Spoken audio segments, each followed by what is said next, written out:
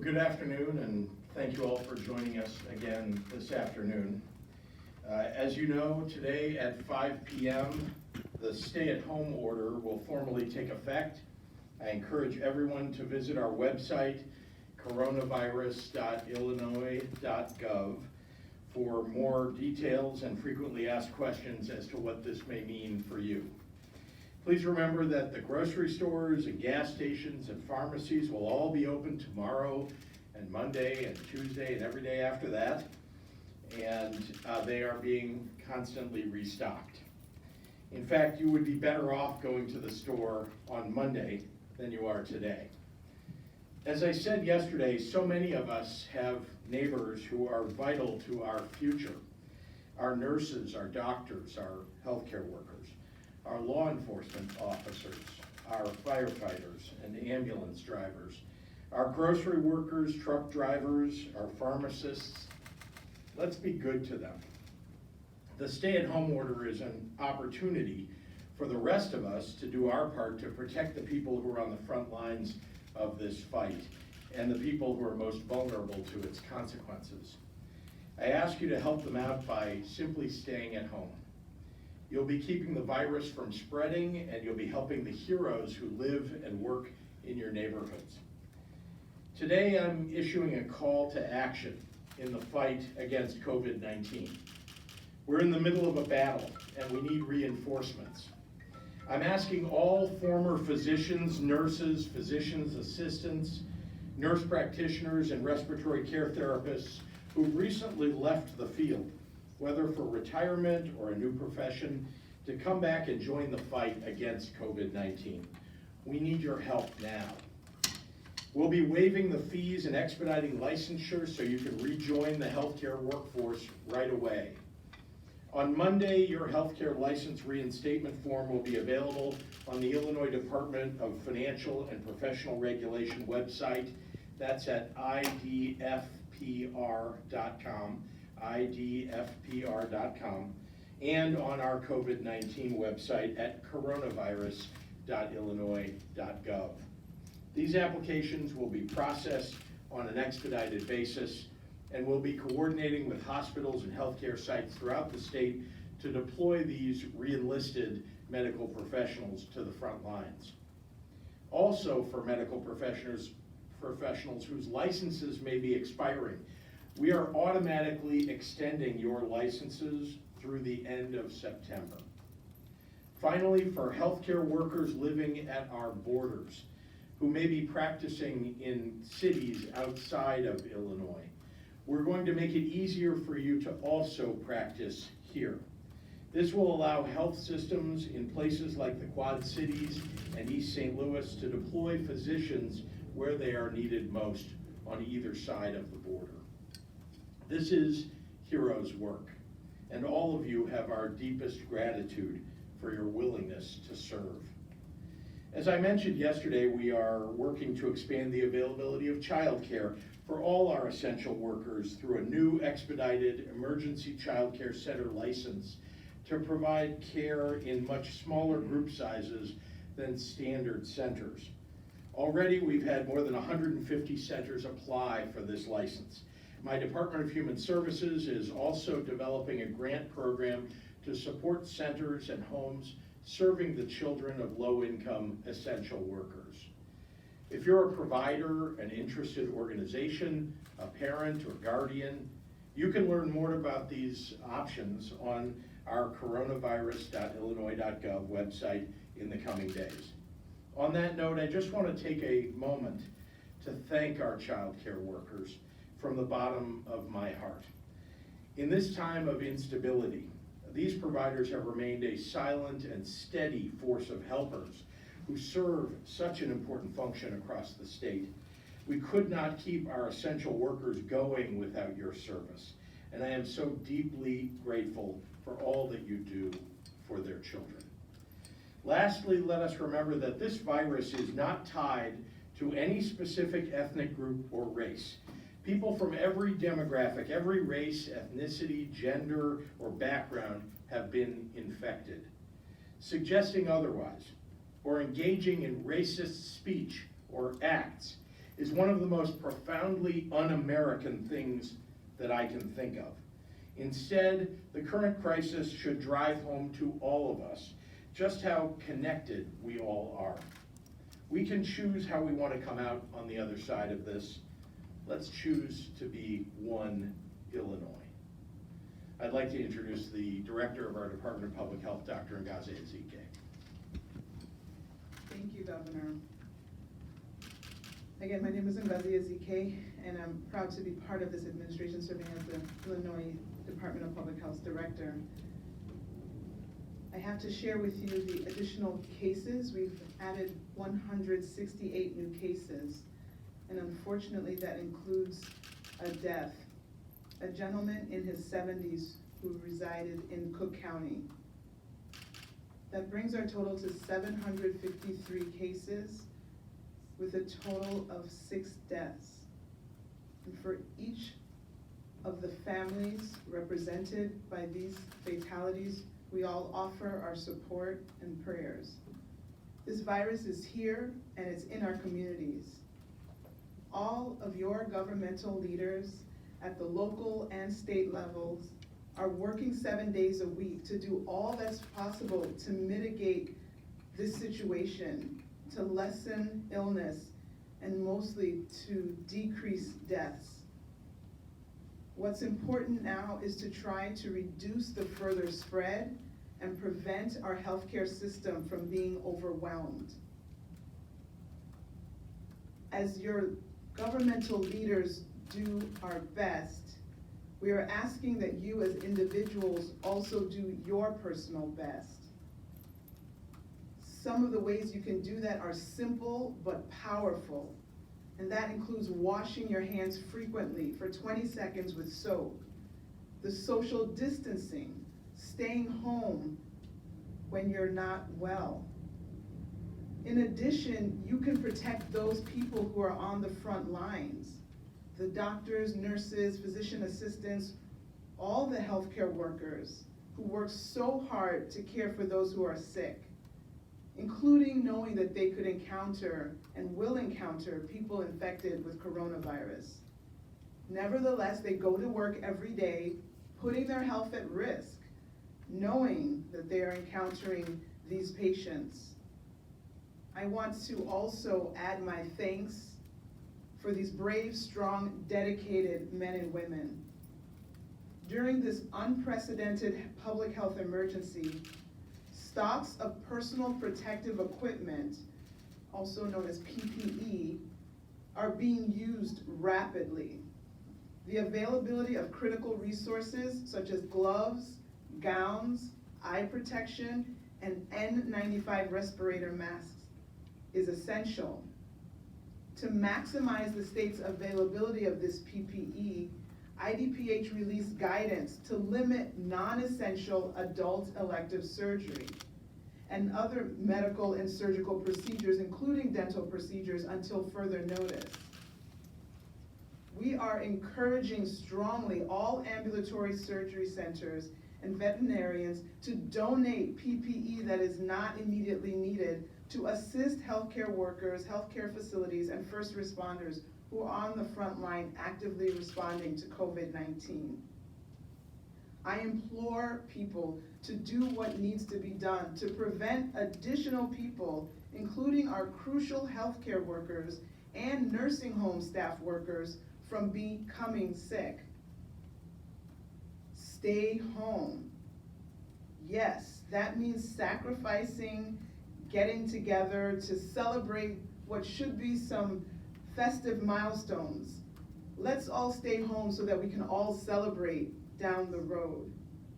All of our actions have significant consequences. For those who won't make these sacrifices, that puts all of us at risk. We are seeing how interconnected our entire community from the top of the state down is. We really want to take care of our medical providers who may need to care for your loved ones if they become similarly infected and need heightened care. The science is clear and common sense is even clearer. If you don't have the virus, you won't get sick. if you're not exposed to someone who has the virus because you stayed at home, then you don't get the virus, and you don't get the virus, you can't spread the virus. It's as simple as that. Let's stay home and try to keep our whole state as healthy as possible. And with that, I will summarize the points for our Spanish-speaking community. Hoy reportamos 168 nuevos casos de COVID-19 aquí en Illinois. Y con gran tristeza anunciamos una muerte. Un residente del condado de Cook en sus 70s a muerte. Ahora tenemos 753 casos que incluyen 6 muertes. Sabemos que COVID-19 está en nuestras comunidades. Lo importante ahora es tratar de reducir la transmisión y asegurar que nuestro sistema médico se mantenga operativo. Para hacer esto, debemos proteger a las personas de primera línea, los médicos, las enfermeras y todos los trabajadores médicos. Ellos trabajan duro para cuidar a la gente infectada con COVID-19. Trabajan todos los días, poniendo en riesgo su salud y tal vez incluso sus vidas. Quiero dar las gracias a estas personas valientes, fuertes y dedicados. Durante esta emergencia de salud pública, se están utilizando rápidamente recursos críticos: guantes, batas, protección para los ojos y máscaras. N95 son críticos para mantener seguros a los trabajadores. Para maximizar estos recursos, el Departamento de Salud Pública limitó la cirugía electiva para adultos. Esto incluye todas operaciones dentales. Nosotros estamos pidiendo a los centros de cirugía electiva y los veterinarios que donen equipo de protección personal. Esto va a ayudar a los trabajadores médicos que están en la línea del frente respondiendo a COVID-19. Una vez más imploro a todos que se queden en casa si están enfermos. Es una cosa simple: si no contractas el virus, no los puedes dar a otra persona. Tenemos que trabajar juntos para luchar contra este virus. Debemos hacer nuestra parte. Vamos a salir de esto juntos. Muchísimas gracias. And now I will turn it over to Governor Pritzker for questions. Thank you, Dr. Ezike. Before I take questions, I just want to express some gratitude to not only our Director of the Department of the Illinois Emergency Management Agency, that's General Tate Nadeau standing behind me, but also the many people that work with her at the State Emergency Operations Center, which is working 24/7 on behalf of the people of the state. Representatives from the National Guard, from the Army Corps of Engineers, from the Department of Health and Human Services in Washington, D.C., representatives of agencies all across the state of Illinois. They're working very hard for you, monitoring the situation all across the state, making sure that we have up-to-date and good information, and as well responding to emergencies or urgent action that needs to be taken.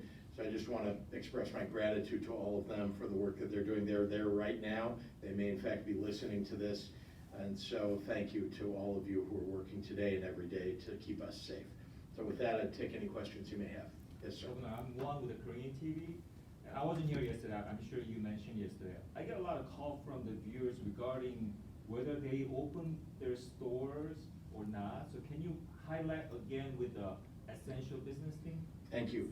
So first I would advise anybody to go onto our website. They can find the FAQ, the frequently asked questions, as well as the order itself, and they can read for themselves who's included and who isn't. Anybody that is operating an essential service, a grocery store, a pharmacy, a gas station, I couldn't list them all, there are many, many, but it goes into financial services, for example, which is vital for making sure that our markets continue on. Banks and so on, people can access cash or their bank accounts. So there's a long list on there. I would suggest that people go to that website to see. I would say anybody that might be operating, for example, a clothing store does not fit into that category. Just giving you one example of not considered an essential business operation. We put that list together from a list that the Homeland Security Department in Washington, D.C. has, and then we tried to localize it for the state of Illinois, where we have some different types of industries that we wanted to make sure were covered. Yes, sir. What about the restaurant industry, with the carry outs? There Yes. are people who do deliveries on bikes and they do it on foot, they do it in cars. Will they be affected? There's a specific reference to them in the essential business services of allowing deliveries of food and other packages. Obviously, we want to keep the, people who want to order things online, delivery, we want to make sure that happens. And then, of course, shipping is very important because we need to get the supplies, medical supplies and other things, and we need to stock the shelves of our stores. We'll take one more from the room and then we'll go to Yes, our ma'am. reporters online. Yes, Governor, Naima Lateef for the On Air Network. A lot of people have been concerned about how this is going to be enforced. What instructions have the National Guard, the state police, and the local police been given in terms of how they are to enforce the stay-at-home request if people are out on the street? Well, we are certainly asking the residents, the citizens of Illinois to enforce themselves, right? To make sure that they follow the rules. We hope that people who might see somebody else doing something that's against the order might say something to them. It's not their job to intercede, but if the law enforcement officers out on the streets would see something, they certainly would say something to people. Their next course of action, if somebody were to refuse to comply, would be to get a cease and desist order from a court. So if it was a gathering, somebody's having a picnic, a large group of people who are just disobeying the order around the number of people who should gather, which is limited to 10, they might need to go to a court to get a court order to get that party, that activity to cease and desist. In the extreme circumstance, an officer could charge somebody with reckless conduct, which is a misdemeanor. If they're truly engaging in reckless conduct, most people will simply be making a mistake. They're not standing 6 feet away from each other, they're standing a few feet. Those are the kinds of mistakes nobody's gonna hold anybody responsible for. And we're not encouraging police. We're not looking to put people in jail or to fine them for this kind of activity. What we really want is for people simply to obey the rules. This is about keeping everybody in our community safe, including the law enforcement officers, including the neighbors and your friends and your family members. But people are still encouraged to go outside and, if the weather allows, to go on a walk, to take your dog on a walk, to take your child out, and so on. There's nothing wrong with any of that. And going to the grocery store, going to the pharmacy, if you need to check up on a neighbor or a friend, those things are all, allowed and something that certainly I would encourage, and I would especially encourage checking up on, calling your friends or people that you know who are healthcare workers and on the front lines who are first responders. Those are people who are so vital to us, and they should know how grateful you are, and I would hope you would ask them if there's anything that they need that you might be able to do for them. Okay, we're gonna go to questions from our teleconference line. Can you share information on how many people with COVID-19 are hospitalized in Illinois? Anything on the recovery rate? Also, how low is Illinois on PPE? I'll take the PPE question and then I'll hand it over to Dr. Ezike on the other questions. It's certainly true that everybody all the time would like to have more PPE. We have inventoried PPE across the state. We have a reasonable handle on what we've got and what the hospitals have and need. But I am every day reaching out to manufacturers and suppliers, distributors to get more PPE. We put in an order just the other day for masks. We and expect delivery relatively soon of a new order of masks for the state. Gowns and face shields and gloves All 4 of those are items that people in healthcare need. And then, of course, we need masks, particularly for those who are first responders, firefighters, law enforcement, and so on. So we're keeping a reasonable inventory count and making sure that we're not going to run out of those things. But I must admit that we've gotten no help from the federal government, or let me say limited help, because we did receive some PPE. When we put in an order, we got 25% of what we asked for from the federal government. But I believe that we are acquiring at a reasonable rate, but I have an office of people, several of them are dedicated to just this, to getting into the supply chain and getting every item that we need to make sure that our healthcare operations and our first responders are covered. I'm gonna hand over to the doctor for the other. And just to add on to the PPE, again, as we talk about how everybody in the community is interconnected, again, the order to stay home and to avoid large groups, the more people stay home and the less the disease spreads, the less PPE that is needed. So when people are looking for what they can do, this directly helps decrease our need for PPE. And I'm also really grateful for the question that's asking about who's well and who's hospitalized. And I really think that, you know, a lot of the information we're sharing is just the numbers are going up, and really sad to announce deaths. But I will include going forward more information about the numbers of people who are just recovering and they're home or just self-isolating for a smaller amount of time. So I will have those numbers going forward, but the vast majority of people do recover uneventfully without being in an ICU, without being in a ventilator, and I do want to highlight those, and so that will be highlighted going forward. And the challenge that I might say, so it is true that the vast majority of people will recover from having COVID-19. The problem is that the numbers of people overall who are getting COVID-19 are so large that even the small number of people who have trouble recovering is more than our healthcare system may be able to handle, and that's why we're all working so hard to make sure that we keep our social distance and that all of you obey the stay-at-home order that came out yesterday. How will you determine when to let up on the stay-at-home rule? What science or numbers will be used? So it's a good question, and I have to say that there is right now, because the testing is so limited, still so limited, we have limited information, and so we're relying upon not actual testing by itself to determine the answer to when could you let up orders like this, but rather on the math and the statistics surrounding what we do know, so that we're looking at what's happened in other countries.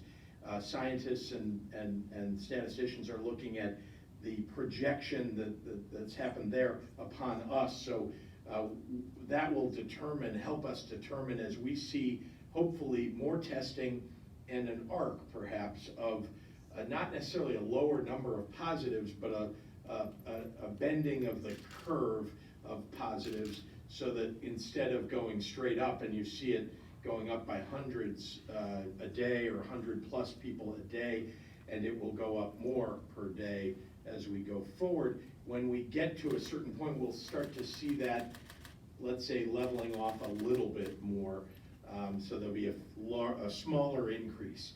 That will tell us that it's working, and then as that moves, we'll be able to project further when we might be able to change some of the rules that we've got currently. This is a question for Dr. Ezike. How confident are you about the asymptomatic transmission? Yeah, that's a great question. So we know that before you develop symptoms, you have to have the virus in your system. And the virus, the virus replicates rapidly. So you get the virus, and then it replicates in your system, and then you develop symptoms. So we know that from when you get the virus to when you get symptoms, there could be some time in there, maybe a day or two. And so the issue is, how do we think that virus that's in your system now gets transmitted to another person? And so from what our best evidence shows, we think the majority of the transmission has to do with droplets coming out from sneezes or coughs, potentially from contaminated surfaces being touched and then introducing that virus into your mucous membranes, whether it's your mouth, your nose, your eyes. And so that's why the attention to cleaning surfaces frequently and to cover your cough and stay home when you have the cough. So yes, we know that you could potentially have the virus at, say, day 0, but the likelihood of transmitting at that time is significantly lower, which is why we prioritize people with symptoms, because we know the direct method by which people would transfer it to another individual. Okay, this will be the last question. We are getting tons of questions from people who work in manufacturing asking why they are not shutting down and are considered essential. Can you elaborate on what manufacturing sectors are essential and why? So again, I would direct everybody online to the frequently asked questions and to the order itself. It actually outlines quite a long list. The intention here is that there's a supply chain of manufacturing that occurs not just for the end product that you see on a shelf, but all the way back. You know, the bread that you see on the shelf is not just the bread itself, but there's a twist tie and there's a plastic bag that holds the bread. Those are all manufacturers that are necessary in order for that good to end up on the shelf. The same thing is true for bottle makers for pharmaceuticals, for example. It's not just the pharmaceuticals, but someone makes the tops, someone makes the bottles. You can see that there's a whole supply chain behind many of the things that are necessary for everybody's daily life. And so we want to be, to make sure that essential business operations includes all of the supply chain across the board.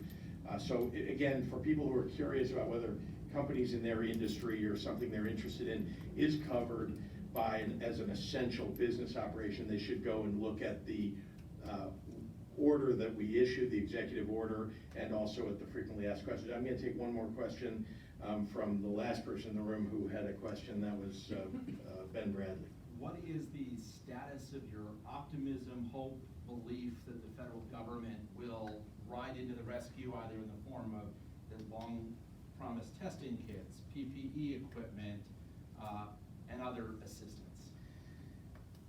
I'm going to try to be measured in my answer to your question because, as you know, I've been deeply concerned, I would say frustrated, and sometimes even angry at the failures of the federal government. Let me say that there are people at levels below the political levels of government who are working very hard to do the right thing, people who have the experience that's necessary to help us solve the challenges we have in the states. And I talk to them frequently. Sometimes I express to them my frustration. I simultaneously tell them, that I know that this is not their fault specifically. But I have to say that my optimism has waned, honestly, because I said the other day that the federal government is like Lucy with the football, and I feel like Charlie Brown. And so this has happened a number of times now. Weeks ago, you can look back at press conferences or comments that I made weeks ago. Weeks ago, we were promised tests. We were told that right around the corner, I was told by people at the highest levels, right around the corner, we're going to see more and more tests. And then weeks went by. Now, are we seeing more tests? Yes, but not even at the numbers that were promised weeks ago. And now they want to say, they want to try to play games about the numbers. All I can tell you is that the great people of